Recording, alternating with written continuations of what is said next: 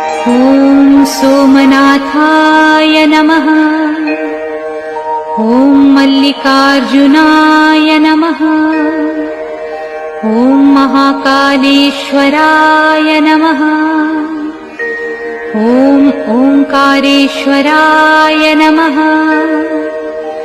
ॐ वैद्यनाथाय नमः। ॐ भीमशंकराय नमः। ॐ रामेश्वराय नमः। ॐ नागेश्वराय नमः। ॐ विश्वेश्वराय नमः।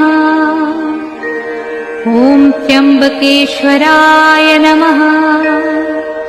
ॐ केदारेश्वराय नमः। ॐ भुस्मेश्वराय नमः।